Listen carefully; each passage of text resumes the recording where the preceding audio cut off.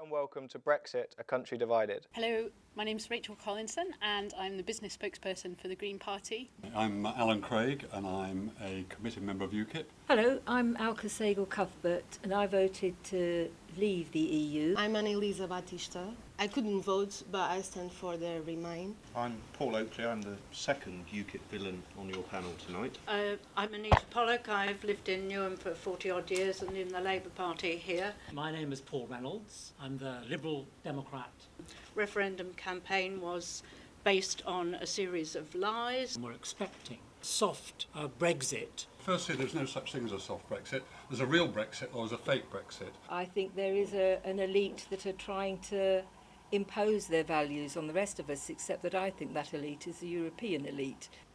As part of the European Union, we have those opportunities. I refute that there has been an increase in hate crime. All the police forces that have been asked about this have said no. People's concern with immigration, with racism, they're not the same thing at all. We will not have workers' rights. We will not have the environmental protection. 10,000 people a year dying here in London prematurely because of air pollution.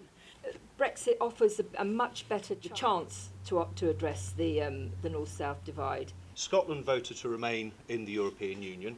Ulster voted to remain in the European Union, and so did London. But every other region of the UK voted to leave. Yes, those communities voted to leave the EU because they blame the EU for taking away their jobs.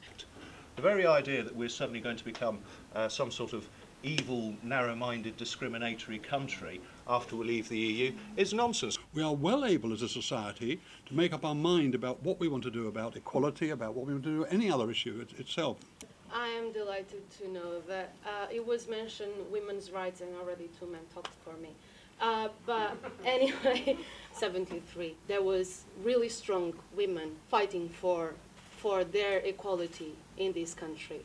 How are you going to guarantee that those kind of laws are preserved? If you look at it with a slightly open mind, you can see that actually the older generation in Brexit have provided the younger generation with a fantastic example. The older generation who've been there in the original vote of going into the EU, most of them have lived their lives, and most of them, with the experience and the wisdom that they had, were voting on behalf of their children and their grandchildren. Young people, generally speaking, are hugely idealistic, and it's a terrible shame that they weren't given a vote. The EU, it's not like a little neighbourhood club of everybody getting together, being friendly. It's an institution comprising the we that people keep talking about. Why wouldn't we want to be friends with our neighbours?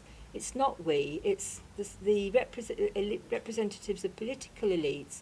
We're yet to see whether it's an apocalypse or a beacon of hope for the young, but I'd like to thank everyone from the audience for coming and participating. I hope you've enjoyed the evening and have something from it. And another thank you to the panel.